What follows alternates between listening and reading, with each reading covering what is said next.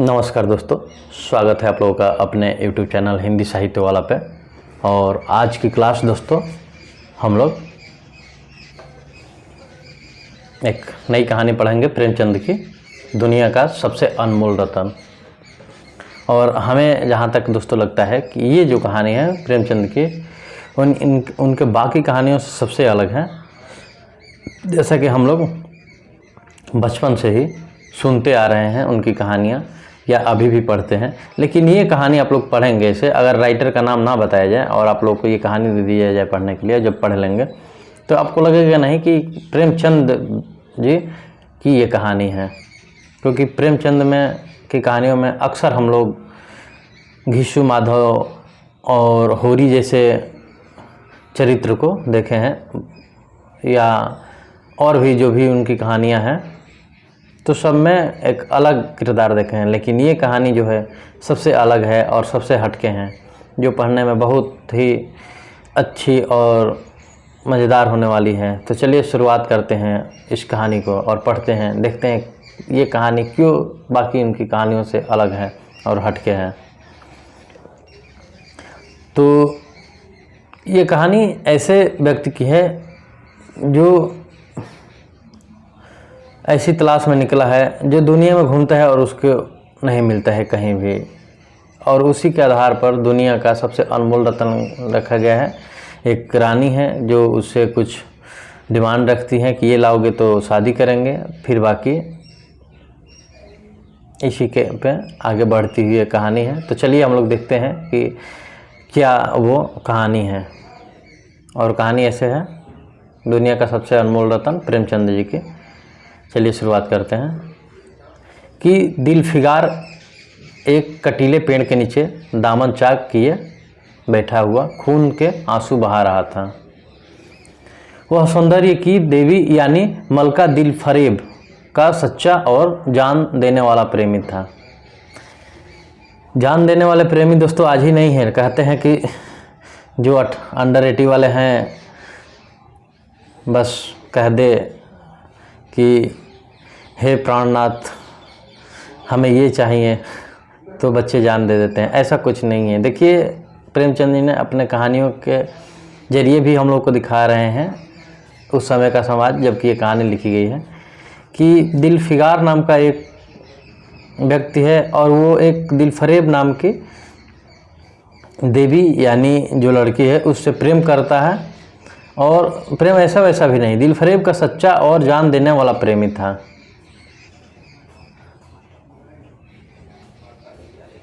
मलका दिलफरेब है जो का सच्चा और जान देने वाला प्रेमी था। आइए आगे देखते हैं कहानी। उन प्रेमियों में वही जो इत्र फुलेल में बसकर और शानदार कपड़ों में सजकर आशिक के वेग में मासूकियत का दम भरते हैं, बल्कि उन सीधे साधे भोले भाले फिदाइयों में जो जंगल और पहाड़ों से सर टकराते हैं। ये भी बता रहा है कि ये उन प्रेमियों में जो इत्र फुलेल के बस में शानदार कपड़ों में से सजकर आशिक के वेग में मासूकियत का दम भरते हैं, बल्कि उन सीधे साधे भोले भाले फिदाइयों में जो जंगल और पहाड़ों से सर टकराते हैं और फरियाद मचाते फिरते हैं। दिलफरेब ने उससे कहा था कि अगर तू मेरा सच्चा प्रेमी है तो जा और दुनिया का सबसे अनमोल चीज़ लेकर मेरे दरबार में आ। दिलफरेब जो लड़की है वो दिलफिगार से कहती है कि अगर तू मेरा सच्चा आशिक है तो जा और दुनिया का सबसे अनमोल चीज़ लेकर मेरे दरबार में आ।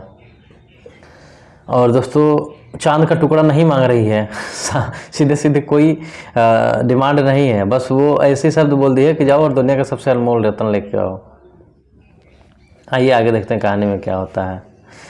तब मैं तुझे अपनी गुलामी में कबूल करूँगी। और आगे कह रही है दिलफरेब कि तब तुझको मैं अपनी गुलामी में कबूल करूँगी, अगर तुझे वह चीज़ ना मिले तो खबरदार इधर रुख ना करना, वरना सूली पर खिंचवा दूंगी। देखिए ये कैसी प्रेमिका कैसी प्रेमिका है, अपने जो उसका प्रेमी है उसको बोल रही है कि अगर तू बिना वो चीज़ लिए इधर रुख किया आया तो तुमको सूली पर टंगवा दूंगी। और आजकल के लड़के रहते तो क्या कहते हैं दोस्तों, आजकल के लड़कों में जैसे मैच्योर वाले आशिक, तो फिर उसको वही कहते हैं जवाब कि तू नहीं कोई और सही, कोई और नहीं कोई और सही, बड़ी लंबी है जमी मिलेंगे लाख हंसी, इस ज़माने में सनम तू अकेली तो नहीं। लेकिन प्रेमचंद जी की कहानियों का बात ही कुछ और है। वो देखिए आगे क्या उस प्रेमी से करवा रहे हैं अपने कहानी में। दिलफिगार को अपनी भावनाओं के प्रदर्शन का, शिकवे शिकायत का, प्रेमिका के सौंदर्य दर्शन पर तनिक भी अवसर न दिया गया। दिलफरेब ने जो ही यह फैसला सुनाया, उसके चौबदारों ने गरीब दिलफिगार को धक्के देकर बाहर निकाल दिया। देखिए दोस्तों, अक्सर कहा जाता है कि लड़कों के पास पैसा हो और लड़की खूबसूरत हो तो शादी प्रेमी प्रेमिका तुरंत मिल जाते हैं या जो भी है। यहाँ पे बेचारा इस कहानी में भी, प्रेमचंद जी की कहानी में भी बेचारा दिलफिगार गरीब है और जो ही दिलफरेब ये फैसला सुनाती है कि तू जाओ और दुनिया का सबसे अनमोल रत्न लेके आओ वरना तुमको दरबार से निकलवा दिया जाएगा, तो उसके जो सिपाही हैं चौबदारों ने गरीब दिलफिगार को धक्के मार के तुरंत बाहर निकाल देते हैं। आगे देखते हैं हम लोग कहानी में। और आज 3 दिन से यह आफत का मारा आदमी उसी कटीले पेड़ के नीचे भयानक मैदान में बैठा हुआ सोच रहा है कि क्या करूं, दुनिया की सबसे अनमोल चीज़ मुझको मिलेगी, नामुमकिन, और वह है क्या। सबसे वही बड़ी बात है दोस्तों, अगर वो दिलफरेब है कह देती कि जाओ चांद का टुकड़ा लेके आओ या कोई कीमती चीज़ सोना चांदी, तो ये बेचारा सोचे भी। अब ऐसे बोल दिया कि दुनिया का सबसे अनमोल रत्न लेके आओ, भाई वो है क्या। अब ये बेचारा 3 दिनों से बैठा है भूखा प्यासा पेड़ के नीचे, यही सोच रहा है और मन में ये सोच रहे हैं क्या लेके आ पाऊँगा, क्या चीज़ है। कारू का खजाना, आबे हयात, खुसरो का ताज, जमे जम, तख्ते ताउस, परवेज की दौलत, नहीं यह चीज़ें हरगिज नहीं। दुनिया में ज़रूर इनसे भी महंगी, इनसे भी अनमोल चीज़ें मौजूद है, मगर क्या है, कैसे मिलेगी, या खुदा मेरी मुश्किल क्यों कर आसान होगी। और फिर आगे देखते हैं। दिलफिगार इन्हीं ख्यालों में चक्कर खा रहा था और अक्ल काम नहीं कर रही थी। मुनीर सामी को हातिम सा मददगार मिल गया, ऐ काश कोई मेरा भी मददगार हो जाता। दिलफिगार सोच रहा है और आगे कह रहा है कि ऐ काश मुझे भी उस चीज़ का जो दुनिया का सबसे बेशकीमती चीज़ है नाम बतला दिया जाता। सबसे बड़ी समस्या यही है दोस्तों दिलफिगार के साथ, बेचारा को मालूम ही नहीं है कि वो कौन सी चीज़ है जो दुनिया की सबसे अनमोल रत्न है जो दिलफरेब ने मांगा है। आगे देखते हैं। मैंने घड़े बराबर मोती की खोज में जा सकता हूँ, मैं समुंदर का गीत, पत्थर का दिल, मौत की आवाज़ और इनसे भी ज़्यादा बेनिशान चीज़ों की तलाश में कमर कर सकता हूँ, मगर दुनिया का सबसे अनमोल चीज़ यह मेरी कल्पना की उड़ान से बहुत ऊपर है। दिलफिगार कर रहा है कि मैं मोती से भरा घड़ा, समुंदर का गीत, पत्थर का दिल, मौत की आवाज़, ये सारी चीज़ें तलाश कर सकता हूँ, लेकिन दुनिया का सबसे अनमोल रत्न ये मेरी कल्पना के ऊपर है, ये चीज़ है क्या। और आगे देखते हैं। आसमान पर तारे निकल आए थे। दिलफिगार या खुदा का नाम लेकर उठा और एक तरफ को चल खड़ा हुआ। भूखा प्यासा, नंगे बदन, थकन से चूर हुआ, बरसों वीरानों और आबादियों की खाक छानता फिरा। तलवे कांटों से छलनी हो गए, हड्डियाँ, शरीर की हड्डियाँ दिखाई देने लगी, मगर वह चीज़ जो दुनिया की सबसे बेशकीमती चीज़ थी न मिली और न उसका कुछ निशान मिला। आगे देखिए कहानी। और आगे है कि एक रोज वह भूलता भटकता एक मैदान में जा निकला जहां हजारों आदमी गोल बांधे खड़े थे। बीच में कई अमामे और चोगे वाले दढ़ियल काजी अफसरी शान से बैठे हुए आपस में कुछ सलाह मशविरा कर रहे थे और इस जमात से जरा दूर एक सूली खड़ी थी। दिलफिगार कुछ तो कमजोरी की वजह से और कुछ यहाँ की कैफियत देखने के इरादे से ठिठक गया। क्या देखता है कि कई लोग नंगी तलवारें लिए हैं। एक कैदी को जिसके हाथ पैर जंजीर से बंधे जंजीरें थी पकड़े आ रहे हैं। सूली के पास पहुंचकर सब सिपाही रुक गए और कैदी की हथकड़ियाँ बिड़ियाँ सब उतार ली। इस अभागे आदमी का दामन सैकड़ों बेगुनाहों के छींटों से रंगीन था और उसका दिल नेकी, ख्याल और रहम की आवाज़ से जरा भी परिचित न था। उसे काला चोर कहते थे। सिपाहियों ने उसे सूली तख्ते पर खड़ा कर दिया, मौत की फांसी उसकी गर्दन में डाल दी और जल्लादों ने तख्ता खींचने का इरादा किया। वह अभागा मुजरिम चीखकर बोला, खुदा के वास्ते मुझे एक पल के लिए फांसी से उतार दो ताकि मैं अपने दिल की आखिरी आरजू निकाल लूँ। जैसे दिल फिगार जा रहा है दोस्तों, कहीं तो देख रहे हैं कि बहुत एक बड़ी सभा है, वहाँ पे एक चोर को सूली पे चढ़ाया जा रहा है। तो लास्ट में वो चोर बोल रहा है कि मतलब फांसी थोड़ी देर के लिए रुक दो, मेरे दिल की जो आखिरी आरजू है उसे निकाल लो। यह सुनते ही चारों तरफ सन्नाटा छा गया। लोग अचंभे में आकर ताकने लगे। काजियों ने एक मरने वाले की अंतिम याचना को रद्द करना उचित न समझा और बदनसीब पापी काला चोर जरा दिले फांसी से उतार लिया गया। इसी भीड़ में एक खूबसूरत भोला भाला लड़का एक छड़ी पर सवार होकर अपने पैरों पर उछल उछल फर्जी घोड़ा दौड़ा रहा था और अपनी सादगी की दुनिया में ऐसे मगन था जैसे वह इस वक्त सचमुच अरबी घोड़े का सह सवार है। उसका चेहरा यह सच्ची खुशी से कमल की तरह खिला हुआ था। चंद दिनों के लिए बचपन ही में साहिब होती है और जिसकी याद हमको मरते दम तक नहीं भूलती। उसका दिल अभी तक पाप की गर्द और धूल की अछूता था और मासूमियत उसकी गोद में खिला रही थी। बदनसीब काला चोर फांसी से उतरा, हजारों आंखों उस पर गड़ी हुई थी। उस लड़के के पास आया और उसे गोद में उठाकर और प्यार करने लगा। उससे इस वक्त का ज़माना याद आ गया जब वह खुद ऐसा भोला भाला और ऐसा ही खुश एवं खुर्रम और दुनिया की गंदगियों से ऐसा ही साफ था। माँ गोदियों में खिलाती थी, बाप बुलाए लेता था और सारा कुनबा जान न्यौछावर करता था। आह, काले चोर के दिल पर इस वक्त बीते हुए दिनों की याद इतना असर हुआ कि उसकी आंखों से जिन्होंने दम तोड़ती हुई लाशों को तड़पते देखा और ना झपकी आंसू का एक कतरा टपक रहा था। आगे ये कहानी को देखते हैं। और फिर दिल फिगार ने लपक कर उस अनमोल मोती को हाथ में ले लिया और उसके दिल ने कहा, बेशक यही दुनिया का सबसे अनमोल चीज़ है जिस पर तख्ते तौस और जामे जज और आबे हयात और जर परवेज सब न्यौछावर है। इस ख्याल से खुश होता, कामयाबी की उम्मीद से सरमस्त दिल फिगार अपनी मासूका दिल फरेब के शहर मीनोसाबाद को चला। मगर ज्यों ज्यों मंजिलें तय होती जाती थी उसका दिल बैठा जाता था कि कहीं उस चीज़ की जिसे मैं दुनिया का सबसे बेशकीमती चीज़ समझता हूँ दिल फरेब की आंखों में कद्र ना हुई तो मैं फांसी चढ़ा दिया जाऊँगा। दिल फिगार उस बच्चे को लेके जा भी रहा है जो रानी है दिल फरेब के पास, लेकिन उसे डर भी है कि कहीं अगर ये बेशकीमत चीज़ नहीं हुई दुनिया की तो फिर हमें वहाँ पे फांसी पे चढ़ा दिया जाएगा। देखिए बच्चा बेचारा अपना प्रेम साधने और प्रेम को साबित करने की कोशिश में लगा हुआ है। आइए हम लोग आगे देखते हैं। दिल फरेब की आंखों में कद्र ना हुई तो फांसी पे चढ़ा दिया जाऊंगा और दुनिया में नामुराद जाऊंगा, लेकिन जो हो सो हो, अब तो किस्मत आजमाई है। आखिरकार पहाड़ और दरिया तय करते हुआ शहर मीनोसाबाद में आग पहुंचा और दिल फरेब की ड्योढ़ी पर जाकर विनती की। थकान को टूटा हुआ दिल फिगार खुदा के फहज से हुक्म की तामील करके आया है और आपके कदम चूमना चाहता है।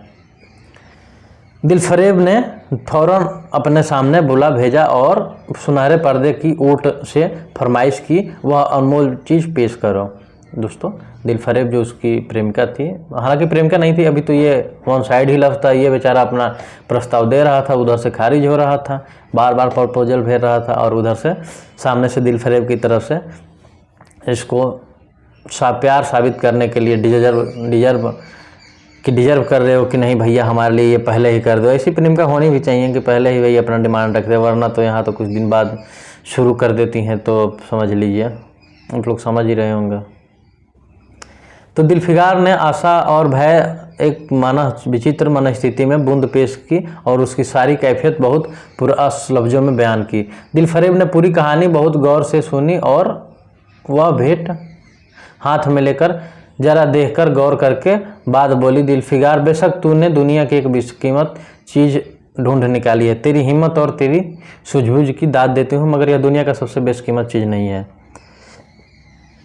रिजेक्ट कर दी दोस्तों। बेचारा ढूंढा भूखा प्यासा रहा इतना मेहनत से, और फिर रिजेक्ट हो गया अपनी महबूब के सामने। इसीलिए तू यहाँ से जा और कोशिश कर, शायद अब कि तेरे हाथ हुआ मोती लगे और तेरी किस्मत में मेरी गुलामी लिखी हो। जैसा कि मैंने पहले ही बता दिया था, मैं तुमसे फांसी चढ़वा सकती हूँ मगर तेरी जाबख्शी करती हूँ, इसीलिए कि तुझ में वह गुण मौजूद है जो मैं अपने प्रेमी में देखना चाहती हूँ, और मुझे यकीन है कि तू ज़रूर कभी ना कभी कामयाब होगा।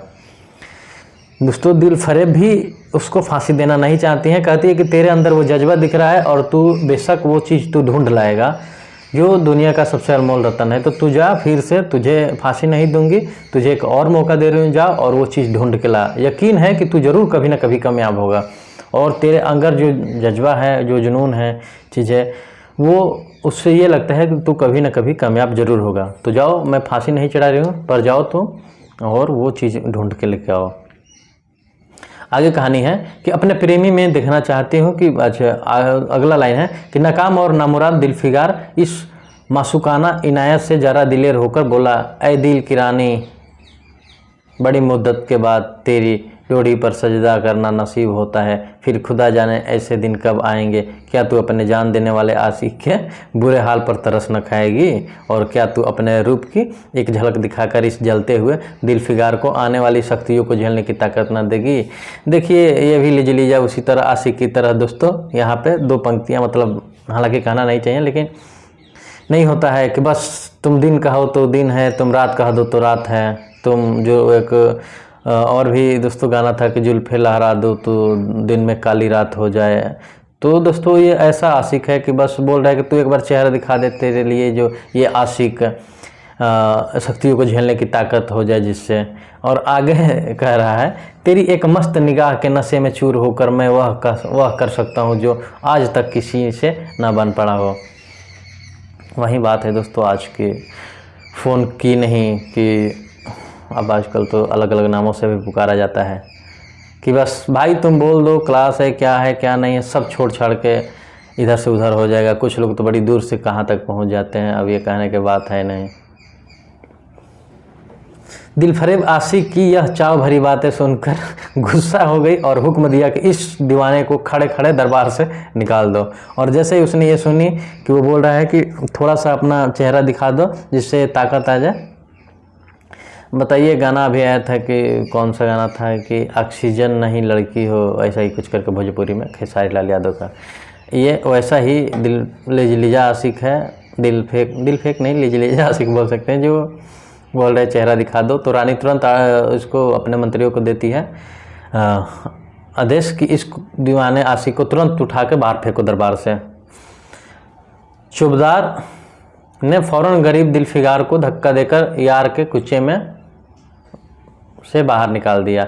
कुछ देर तक दिलफिगार अपनी निष्ठुर प्रेमिका की इस कठोरता पर आंसू बहाता रहा, और फिर वह सोचने लगा कि अब कहाँ जाऊँ। मुद्दतों रास्ते नापने और जंगलों भटकने के बाद आंसू की यह बूंद मिली थी।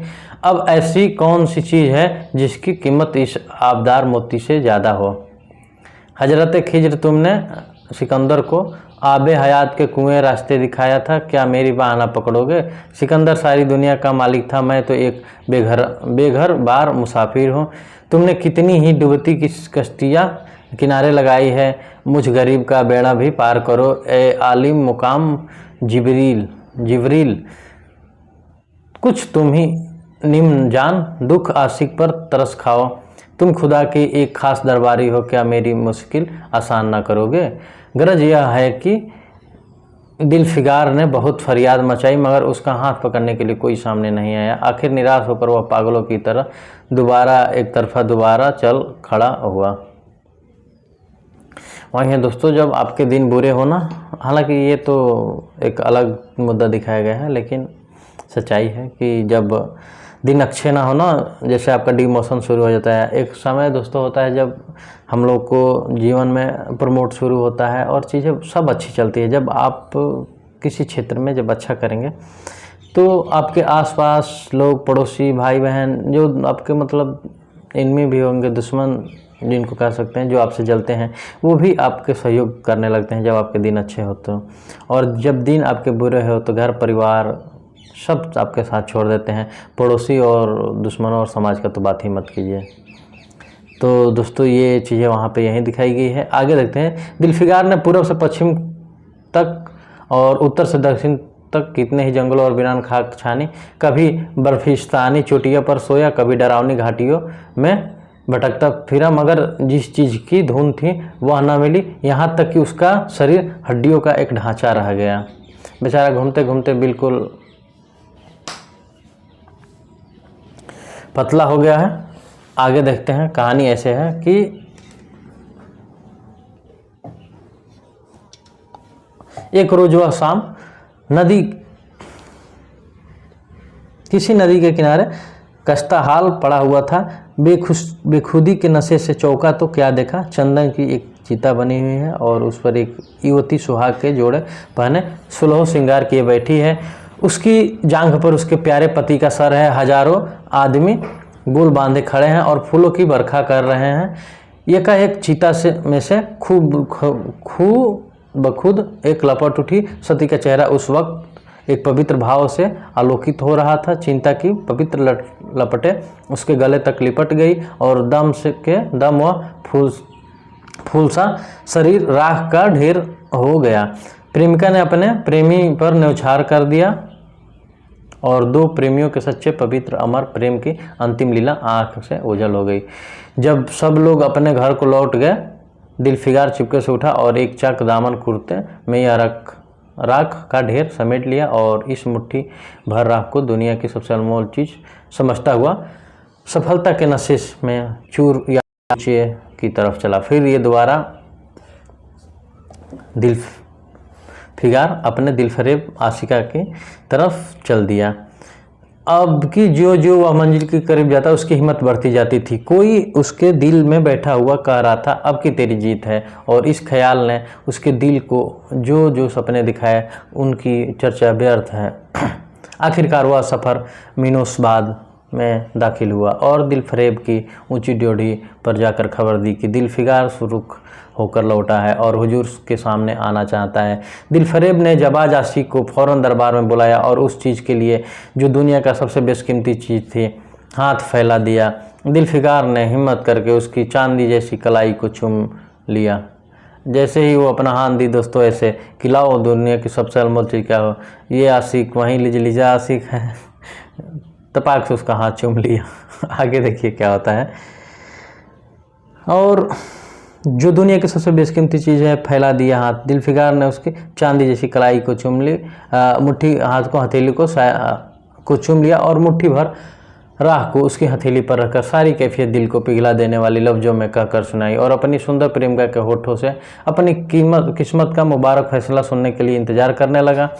दिलफरेब ने उस मुट्ठी भर राख को आंखों में लगा लिया और कुछ देर तक विचारों के सागर में डूबने के बाद बोली, ऐ जान निछावर करने वाले आशिक दिलफिगार, बेशक यह राख जो तू लाया है, जिसमें लोहे को सोना कर देने की सिफत है, दुनिया के बहुत बेशकीमत चीज़ है और मैं सच्चे दिल से तेरी एहसानमंद हूँ कि तूने ऐसी अनमोल भेंट दी, मगर दुनिया में इससे भी ज़्यादा अनमोल चीज़ है, जा उसे तलाश कर। बेचारा दूसरी बार भी रिजेक्ट हो रहा है। इतनी बार में तो अगर यूपी बिहार के लड़के रिजेक्ट हो जाए तो फिर भैया ठुकरा के मेरा प्यार वही बात है, इंतकाम देखेगी। फिर भाड़ में जाए तू और तू नहीं कोई और सही, और कोई और में कोई और नहीं रहता, वो यूपीएससी ही है भैया, चलो यूपीएससी तोड़ो फिर तुमको देख लिया जाएगा। लेकिन आइए प्रेमचंद जी की कहानी वाला आशिक क्या कर रहा है देखते हैं। उससे तलाश कर और अब तेरे पास मैं तहे दिल से दुआ करती हूँ कि खुदा तुझे कामयाब करे, और साथ ही साथ जो दिलफरेब है वो ये भी दुआ अब की बार करिए कि जा मैं भी तेरे लिए कामना करती हूँ कि तुझे वो चीज़ मिले। यह कहकर वह सुनहरे पर्दे से बाहर आई और मासूकाना आदा से अपने रूप का जलवा दिखाकर फिर नज़रों से उछल हो गई। अब की बार उसने दर्शन दे दिया दोस्तों अपने आशिक दिलफिगार को। एनर्जी ड्रिंक भी तो देना होता है ना, देखते हैं ना खिलाड़ी जब खेलते हैं मैदान में तो बीच बीच में भाई साहब उनको कभी कोई फल खाते हैं, कोई एनर्जी ड्रिंक भाई उनको दिया जाता है बीच बीच में ताकि वो लोग मन से लगे रहें। वैसे ही अब की बार इसको रानी ने दिलफरेब ने एनर्जी ड्रिंक दे दिया बाहर निकल के कि ले भाई मुझे देख ले, चेहरा दिखा दिया, अब तू जा फिर लग जा काम पे, दिहाड़ी कर। अभी दिलफिगार के होश आवाज ठिकाने पर ना आने पाए थे कि चौकीदार ने मुलायमियत से उसका हाथ पकड़कर यार कुचिए से उसको निकाल दिया। और फिर तीसरी बार वह प्रेम का पुजारी निराशा का था समुंदर में गोता खाने लगा और बेचारा दूसरी बार रिजेक्ट हुआ। दिलफिगार का हियाब छूट गया। उसे यकीन हो गया कि मैं दुनिया में उसी तरह नसाद और नामुराद मर जाने के लिए पैदा किया गया था और अब इसके सिवा कोई चारा नहीं है किसी पहाड़ पर चढ़कर नीचे कूद पड़ूं ताकि मासूक के जुल्मों की फरियाद करने के लिए एक हड्डी भी बाकी ना रहे। यह दीवाने की तरह उठा और गिरता पड़ता है गगनचुंबी पहाड़ की चोटी पर जा पहुंचा। किसी और समय वह ऐसे ऊंचे पहाड़ पर चढ़ने का साहस ना कर सकता था, मगर इस वक्त जान देने के लिए हुजूस में उसे वह पहाड़ मामूली टेकरी से ज़्यादा ऊंचा नज़र आया। करीब था कि वह नीचे कूद पड़े। हरे हरे कपड़े पहने हुए और हरा अमामा बांधे एक बुजुर्ग, एक हाथ में ताबिश और दूसरे हाथ में लाठी, बरामद हुए। हिम्मत बढ़ाने वाले स्वर में बोले, दिलफिगार नादान दिलफिगार, यह क्या बुज़दिली जैसी हरकतें हैं। जैसे वो पर्वत पे चढ़ा दोस्तों ऊपर पहाड़ पे कूदने के लिए, तो एक हरा पहना हुआ बुजुर्ग, हरा कपड़ा पहना हुआ बुजुर्ग आया और बोला, दिलफिगार ये क्या बुज़दिली हरकतें हैं। तुम मोहब्बत का दावा करते हैं और तूने इतनी भी खबर नहीं कि मजबूत इरादा मोहब्बत के रास्ते की पहली मंजिल है।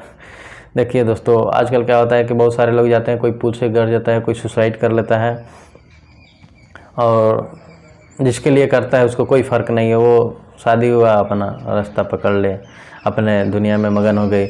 और आजकल के जो युवा पीढ़ी है हमारी, हम सब के लिए कह रहे हैं, वो बस भाई तुम कह दो अभी जाने कूद जा रहे हैं, जान दे रहे हैं, 2 दिन फ़ोन स्विच ऑफ हो गया तो ये हो गया, सुसाइड कर लिए, तमाम चीज़ें हैं दोस्तों। तो देखिए इस कहानी में कुछ अच्छी क्या मतलब क्या सीख मिलती है आगे हम लोग देखेंगे। तो चलिए कहानी को कंटिन्यू करते हैं। तू मोहब्बत का दावा करता है और तुझे इतनी भी खबर नहीं कि मजबूत इरादा मोहब्बत की पहली मंजिल है। मर्द बनकर हिम्मत न हार। पूरब की तरफ एक देश है जिसका नाम हिंदुस्तान है, वहाँ जा और तेरी आरज़ू पूरी होगी। अब आइए, यह कहकर हजरत खिजर गायब हो गए। दिलफिगार ने शुक्रिया की नमाज अदा की और ताज़ा हौसले, ताज़ा जोश और औलिकी सहायता का सहारा पाकर खुश पहाड़ से उतरा और हिंदुस्तान की तरफ चल पड़ा। वैसे भी कहते हैं दोस्तों कि अपना देश में जो आता है उसकी प्रत्येक चीज़ें कमियां होती है वो यहाँ पूरी हो जाती है, मन्नतें उसकी पूरी हो जाती हैं, जो चारों तरफ से निराशा होता है। तो वैसे ही वहाँ पे कोई आता है और उसको बताता है कि उधर जा हिंदुस्तान, वहाँ तेरी मुराद पूरी होगी। मुद्दतों तक कांटों से भरे हुए जंगलों, आग बरसाने रेगिस्तानों, कठिन घाटियों और अबंध्य पर्वतों को तय करने के बाद दिलफिगार हिंद की पाक सरजमी में दाखिल हुआ और एक ठंडे पानी के सोते से सफ़र की तकलीफ़ें धोकर थकान के मारे नदी के किनारे लेट गया। शाम होते होते वह एक चटियल मैदान में पहुंचा जहां बेशुमार अधमरी और बेजान लाशें बिना कफन के पड़ी हुई थी। चील कौए और वह सी दरिंदे भरे पड़े थे और सारा मैदान खून से लाल हो रहा था। यह डरावना दृश्य देखकर दिलफिगार का दिल दहल गया। या खुदा किस मुसीबत से जान फंसी, मरने वालों को कराहना, सिसकना और एड़िया रगड़ कर जान देना, दरिंदों का हड्डियों को नोचना और गोश्त के लोथड़ों को लेकर भागना, ऐसा हौलनाक सीन देखकर दिलफिगार ने कभी ना देखा था। हौल जैसे दोस्तों ये शब्द है, आप लोग थोड़ा ध्यान दीजिएगा। हौलनाक सीन का मतलब होता है खौफनाक सीन, कभी न देखा था। एकाएक उसे ख्याल आया कि यह लड़ाई का मैदान है और यहाँ लाशें सुरमा सिपाहियों की है। इतने में करीब से कराहने की आवाज़ आई। दिलफिगार उस तरफ फिरा तो देखा कि एक लंबा तगड़ा आदमी जिसका मर्दाना चेहरा जान निकलने की कमजोरी से पीला हो गया है, ज़मीन पर सर झुकाए पड़ा हुआ है, सीने से खून का फवारा जारी है, मगर आबदार तलवार की मूठ पंजे से अलग नहीं हुई है। दिलफिगार ने एक चिथड़ा लेकर घाव के मुंह पर रख दिया ताकि खून रुक जाए और बोला, ए जवां मर्द तू कौन है, जवां मर्द तू कौन है। जवां मर्द ने यह सुनकर आंखें खोली और वीरों की तरफ बोला, क्या तू नहीं जानता मैं कौन हूँ? क्या तूने आज इस तलवार की काट नहीं देखी? मैं अपनी माँ का बेटा और भारत का सपूत हूँ। यह कहते ही उसकी त्योरियों पर बल पड़ गए। पीला चेहरा गुस्से में लाल हो गया और अब्दार शमशीर फिर अपना जौहर दिखाने के लिए चमक उठी। दिलफिकार समझ गया कि यह इस वक्त मुझे दुश्मन समझ रहा है। नरमी से बोला, ए जवां मर्द, मैं तेरा दुश्मन नहीं, अपने वतन से निकला हुआ एक गरीब मुसाफिर हूँ। इधर भूलता भटकता आ निकला हूँ। बराए मेहरबानी मुझसे यह की कैफियत बयान कर। यह सुनते ही घायल सिपाही बहुत मीठे स्वर में बोला, अगर तू मुसाफिर है तो आ और मेरे खून से तर पहलू में बैठ जा, क्योंकि यहीं 2 अंगुल ज़मीन है जो मेरे पास बाकी रह गई है और जो सिवा मौत के कोई नहीं छीन सकता। अफसोस है कि तू यहाँ ऐसे वक्त में आया है जब तेरा आतिथ्य सरकार करने के योग्य नहीं है। नहीं, हमारे बाप दादा का देश आज हमारे हाथ से निकल गया और इस वक्त हम बेवतन हैं, मगर पहलू बदल कर अपने हमलवार दुश्मन को बता दिया। जो लाशें तू देख रहा है उन लोगों की है जो इस तलवार के घाट उतरे हैं। मुस्कुराकर और गो कि मैं बेवतन हूँ, मगर गनीमत है कि दुश्मन जमीन पर नहीं मर रहा हूँ। सीने के घाव से चिथड़ा निकालकर, क्या तूने यह मरहम रख दिया? खून निकलने दे, इसे रोकने से क्या फ़ायदा? वो सैनिक जो उसके घाव वाले जगह पे दिलफिकार कपड़ा रखा होता है उसको निकाल देता है, कहता है कि तू इसको निकाल दे, खून निकलने दे, इसे रोकने से क्या फ़ायदा? क्या मैं अपने ही देश की गुलामी के लिए जिंदा रहूं? नहीं, ऐसी ज़िंदगी से मर जाना अच्छा है, इससे अच्छी मौत मुमकिन है। और जवां मर्द की आवाज़ मध्यम हो गई, अंग ढीले पड़ गए, खून इतना ज़्यादा बहा कि खुद ब खुद बंद हो गया। रह कर एक बूंद टपक रहा था। आखिरकार सारा शरीर बेदम हो गया, दिल की हरकत बंद हो गई और आंखें मूंद गई। दिलफिकार ने समझा अब काम तमाम हो गया कि मरने के धीमे से कहा, भारत माता की जय। और वो सिपाही बोला, दोस्तों मरते हो भारत माता की जय। और उसके सीने में खून का आखिरी कतरा निकल पड़ा। एक सच्चे देश प्रेमी और देशभक्त ने देशभक्ति का हक अदा कर दिया। और आगे देखिए, दिलफिकार इस दृश्य पर बहुत गहरा असर पड़ा और उसके दिल ने कहा, बेशक दुनिया में जिसके आगे यमन का लाल हेच भी है हाथ में ले लिया और उसे दिलेर राजपूत की बहादुरी पर हैरत करता हुआ अपने वतन की तरफ रवाना हुआ और शक्तियाँ झेलता हुआ आखिरकार बहुत दिनों के बाद रूप की रानी मलका दिलफरेब के डोरी पर जा पहुंचा और पैगाम दिया, दिलफिकार सुरुख और कामयाब होकर लौटा है और दरबार में हाजिर होना चाहता है। दिलफरेब ने उसे फ़ौरन हाजिर होने का हुक्म दिया। खुद हस्बे मालूम सुनहरे पर्दे की ओट में बैठी और बोली, दिलफिकार अब की तू बहुत दिनों बाद वापस आया है, ला दुनिया का सबसे अनमोल और बेशकीमती चीज़ कहाँ है?